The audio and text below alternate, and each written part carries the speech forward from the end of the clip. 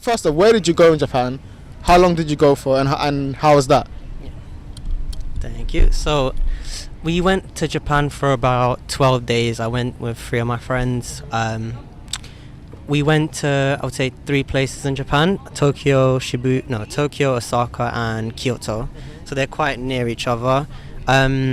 We spent about 4 days in Tokyo and 3 and 2 in the rest in Kyoto and Osaka.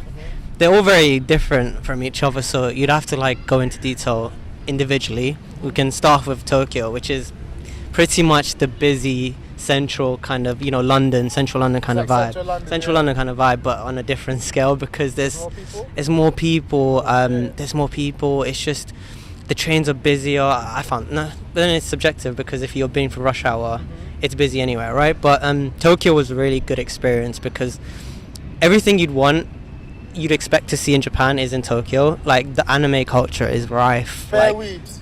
bro, you don't, Body pillows and that. Bro, like Japanese. yeah, the typical. I don't know if it's stereotypical or even mildly racist, but Don't say that. I'm sorry, but like, if you see an anime villain, you're guaranteed to see him in the train because there were so many people that like, shit, this guy looks like an anime villain because he had the long hair, the mafia jacket. It's just, I think anime is just so like ingrained in their culture that it's just they go from a young age reading manga. Like we read comics or read books, and they read manga. And then I've seen like literally adults in their 40s reading manga on the train. So it's like reading a newspaper for them. Yeah, so I think it's weird for us because it's still anime is like deemed as this childish thing anywhere in the West, and it's slowly coming out of it now. That's true. But over there, it's pretty much like a leisure thing. We go on the train, we read anime. We before bed we read anime. So it's pretty much ingrained in the culture. But other than that, we went. Tokyo was like that. Where else did you go? We went to Osaka. Osaka, I got grilled for saying this, but Osaka feels like the Shoreditch, but cleaner. It's cleaner, it's a lot cleaner, but it's like the culture, like the chilled out people who not like, it's a lot more slower paced. So how like tourists come to London and like they're walking slowly and you're like, you have places to be. It's not like that there. So like it's typical, it's a slow way of life. There's like, you notice the change in how they dress. It's a lot more like hippie, I would say. Like, what does that look like? With like baggy jeans, bare like fleeces, like cardigans with something that you wouldn't think would go together, but they're piecing it together and it works because of the surroundings. Everything's like colourful. You got graffiti on the wall, which you wouldn't find that much in Tokyo. But yeah, Osaka was good. The food was different. Like everywhere you go in Japan, the food's different. But ramen's obviously the staple, so that's pretty much the same everywhere. I want to get into that after, but like, okay, I have a question on when you mentioned Tokyo and Osaka. What's the biggest difference? What's the biggest difference you found between, like, let's say London and Tokyo, and then like let's say London and Osaka? Like when you were there, what did you realize? Okay, that's different. Even though we were kind of similar, like that's like clearly different from what we have back in London. I mean, first things first. Let's not beat around the bush. Tokyo is 97.5% Japanese, so you're gonna stick out like a sore thumb if you're not Asian. So yeah, it's not as multicultural at all. Feel it? You feel it because like sometimes eyes are on you, but people are not like rude in that way. But they obviously can tell. Ooh, there's a gaijin. Look at these people. What are they doing here?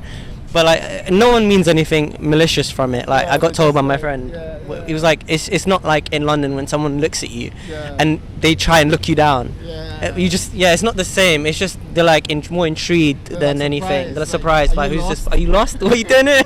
Halfway across the world. But like it's still like the vibes were all good. We didn't really get bad vibes. For me, it took like a day or two to get accustomed. Like it was a culture shock initially because we landed at like 9 p.m. and then instantly we went to 7-Eleven. And for like those of you who don't know what 7-Eleven is, it's like a convenience store that's literally open 24/7. And their food is, I kid you not, better than some of the meal deals you get on fucking central London. Am I allowed to swear on this? Yeah, of course. I didn't know if it was PG, bro. I'm sorry. Not anymore. But like literally the food is so good. So you like Japan, especially Tokyo, the nightlife is very.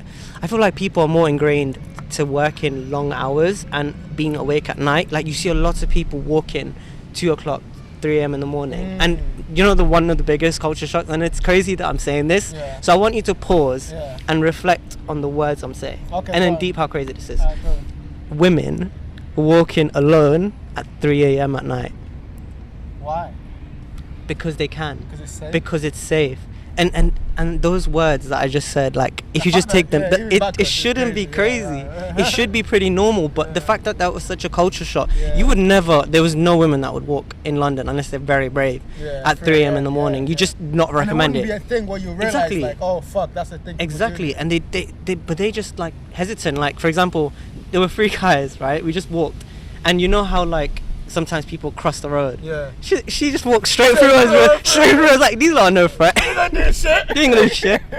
But like, this is what I really liked. It's so safe. And getting back on the walking thing, walking and cycling are so ingrained in their culture. Like, literally everyone we saw so many people just cycle with their families on a Sunday. Oh really? They were literally just as a family of 4. Just They had cycling a kid in the outside. front, a kid in the back, and they were just cycling as a family. Yeah. And you can really tell.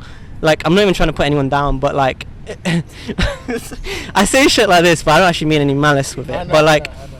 people are really healthy down there. Yeah. They're like, Oh, we're just really unhealthy. I don't know if we're really unhealthy, but like, maybe it's not just the food. Maybe it's like Mental. mild bullying from the government, or like with the media they publish, and Yeah. like it's really pushed to be in Healthy shape person, and yeah. healthy, not overweight, or stuff like that. It's just understand pushed that. into it because it's so rare to find someone that is. But yeah, I kind of respect that in a way because it's part of their culture. It's just how they've been brought up. Let me go off that then. I think like that's actually fascinating. All you said about like just even the how the women are just they even treat life differently. Yeah. Talk to me through like how a day was there. So obviously you got there, like, after a couple of days you started to get acclimatized to how everything was.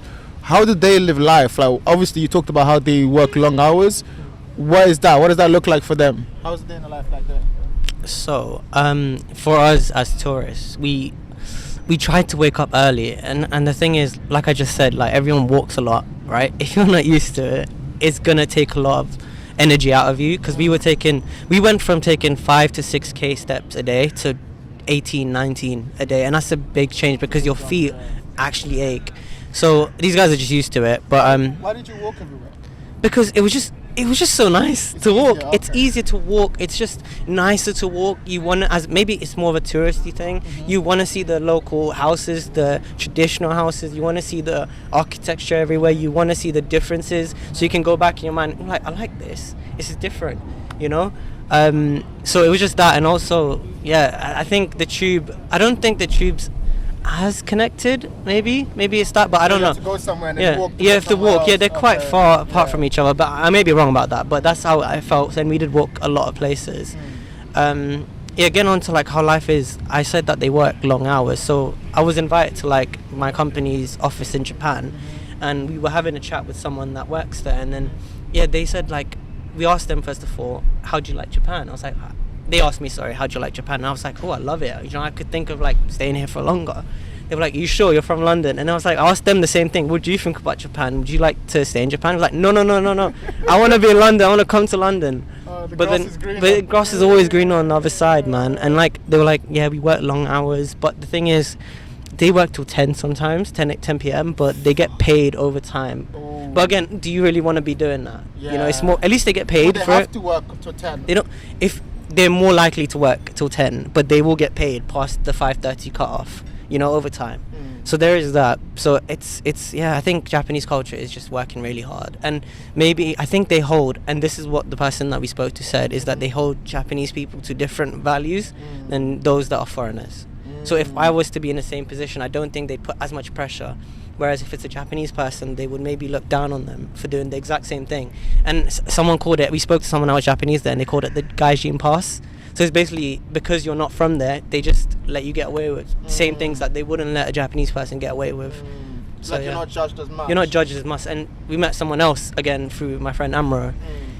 She's someone that works in London, and she says like, it's just different because I get judged differently. In London, I don't walk out thinking, what are these people going to say about me? Whereas in Japan, it's like the eyes are constantly on her. But again, if you reverse the roles, and if I was to do what she was doing, those same eyes wouldn't be there because you're given a free pass. So yeah, it's just different standards. Oh wow! But yeah. And what do they do? What's the nightlife like? You said like after they're working, what are they doing? So yeah, so this is how this is something different. It's kind of similar to British culture in that after you finish work on a Thursday, you go to a bar, no, not a bar, sorry, a pub. Yeah. You drink a few pints and then go home, right? Yeah. There, they go to this thing called an izakaya, and izakaya is essentially this. It's really like dimmed out place, comfortable, good food, and drinks. So you sit down, talk as a team, have amazing food, and it's more relaxed, I would say, than a pub. A pub, you're standing up, you're like fighting to get a place, blah blah blah. Yeah, it's crowded. You know, it's crowded. Yeah. It's like this is more chilled out, and there's so many izakayas around the place. I really like that part because it's more chilled out. And they stayed for until like late. We stayed on that day till about 10, 11, and when we spoke to the person that took us there, she said that it's typical to stay from 10 to 11. Okay. Yeah. And then what? You work then again the next day? They work the next day, or they go out to karaoke, because karaoke is another thing that's pretty shit. big Oh, shit. over there. It's just common. They you just go? do it. Did We you went go? karaoke Oh, after this. shit. Yeah, man. Were you singing anime songs in there? We sang. Nani, nani. we sang the opening to Attack on Titan. You know, Shinzo Sag. But that was the only phrase we knew in the whole fucking You thing. just stood there singing that one phrase. We waited like da na na da na na na. Yeah. Oh, But- that's cool. Oh, that's yeah. sick. Okay, I'll go on another question. Yeah. Then it's actually really interesting to see how you speak about Japan. It's like how the difference is, and just like obviously because when we're so used to London, we assume obviously I knew it was gonna be different, but we assumed that like the common things that happen here would also happen there because it's a big city. You know, it's like if you want a hard working, all of that, we're so trapped in the idea that has to be like that in London, and even now they relax, you know. And you've heard stories about how like Japanese culture is like, you know, way more hardworking and they're way more like respectful and stuff like that. Even to go on that, then I've obviously and you've heard stories because I live with a Japanese person and he's so like different and he's so like everything's like, you know, calm and he's so like respectful. What was that like there? Like, was that a massive culture shock from going from London where everyone's like, get out of my way, like just looking at you weird, to like people like bowing and stuff like that? Talk to me about that. Yeah, sure. So like another culture shock that I experienced, which is kind of sad, is like people are so much more respectful, and it shouldn't really be a case that's a shock because it should be pretty common wherever you go, right? Yeah. But we take it for granted. I'm sure they would be too. But like Japanese people, when I was in Japan, I noticed everyone is just so much more respectful with each other. Like an example one would be like when we went to the 7-Eleven, the store clerk. It can be 2 a.m. at night. It can be 7 a.m. in the morning. It can be any time of day. The tone of voice was happy. The face was smiley, and they'd always just seek to help. Even though we didn't share the same language, they'd always like help you understand things. So like because they know you're not from here, right? If you're saying sorry, hello, they know you're not from here. So they try and make you like feel at ease as much as possible. On the respectful part as well, I was speaking to Jeff earlier and I was like, we went on the tube multiple times and you know how crowded rush hour gets, right? Anywhere in the world. You go London, Paris, France, anywhere, like literally. Yeah. So in Japan, one of the things that we noticed was that literally people, when they'd bump into each other, they'd stop, look at each other, bow and say sorry. That's still, No, think about that for a second. If you're in, it's I don't know. Powered in London, everyone be like, get out of my way, bro. What are you wasting time for? Like you got me. Yeah. I got like 2 seconds. Forget that. Yeah, that's my Yeah, point. but that's so But then you made the point was like, what are they gonna do if you don't do that? It was like, but that should never come up as a question anyway because it's ingrained in them from a young age That's what to you be do. respectful first. Yeah, that's It what doesn't you do. matter about what you're gonna do if I don't do it.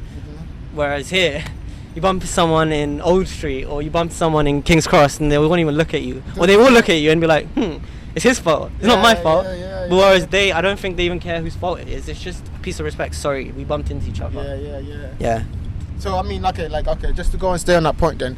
Obviously in London we've got this, I call it the facade of respect, the facade of politeness, where everyone's like, sorry mate, or like they do that smile when you see them, you know, when you're walking past, that like smile. Is it like that but like more genuine? Or do you think because you were an outsider they were trying to show you, like if I was to ask a Japanese person who lived there, they'd be like, oh, all those are just fake, you know? I mean, no, because I saw Japanese people do it to each other. Okay. So it wasn't a case of like them doing it to people that weren't from there. They were doing it to each other. So I think it's pretty much ingrained. Whether it's genuine or not, I don't think you can judge it because again, it's a different tone, it's a different language. I don't speak Japanese, so, and plus I haven't been there. That was my only real experience of it, so I can't really judge if it's genuine or not. But from what it looked at face value, it looked genuine. So like, I mean, no one's taking the time out of the day to bow if it's not genuine. Do you know what I mean? That's true. They shouldn't be, but yeah. I mean, okay, cool. Then I got another question on that. Then, what are some of the things you've taken away from that? You know, you were there not for that long, but long enough for it to kind of have an effect on you. What are some of the, I guess, traits of the culture or like things that you want to take back and then, you know, implement into your life here? Yeah, I would say first thing was walking. It was a struggle. As I said, like we went from doing 5 to 6k to doing 18, 20k steps every day for the whole trip. But I felt like, you know, the endorphins you get when you run, right? It's similar, not at that level, but like it felt good that we were walking. It didn't feel good in the moment, but at the end of the day, when you went on that bed, you felt, oh, I did so much. I did so much. And then maybe not at that level of 18k, but I'd like to stay on that goal of 10k steps a day. And now I get why that's pushed around a lot more. And I would recommend it to anyone, just to like. But the thing is, that's what I've noticed here. Even though I have a park nearby, I don't fancy it as much to walk in London as much as I did in Japan, and that might just be coming from a tourist perspective, so I might be clouded in my judgment when I'm saying that. Because you're a tourist Yeah, in Japan, I wanted to go out, but then I shouldn't use that as an excuse. Maybe it is a good thing to go out there. So that is one thing I want to bring from what we were doing in Japan, is just walk more, instead of, if a station is from like say Baker Street or Regent Street, which is not that far, just walk the distance. You know, what's the point in tapping out? Then another thing was, I would say, food. What I noticed when I was there is like I'd never had any. I went to a different country and I didn't have no stomach issues, bro. And for people who travel across the world, like from one end to the other, you'd sometimes get that. But like in Japan, I was like, the meals were like smaller bits, so you're not eating too heavy at a time. What you're eating is more healthy. It's not as, even though there was fried chicken, there's so many other things to balance it out. Like seaweed apparently is so healthy. Miso soup, they'd have it before eating anything. And everything just felt like just easier to digest, you know. And then obviously you're walking a lot, so I'd say food and that. And then obviously third one would be, I want to say politeness, but it takes a different level of human being to do the same thing. I was like, I don't know. I don't know. But why? What would be the thinking behind that? Why would you want? Again, it's more unfortunately ingrained from a young age, where like in London, you're not gonna stop say sorry, and then just stop there, right? You just get on with your day. But I would maybe like to change that. And obviously, I noticed it in the first few days that I came back from Japan. I was just a lot more calm. I stayed back and judged the situation. But now it's been like a week and a half, and I'm slowly creeping back into that how I was before I went. So obviously, yeah, I would say those three things. But that's very good. I mean, like even I didn't visit Japan, I think I'll take some of that in for myself too. Like walking is 100% true, and even the food you eat helps you so much more mentally.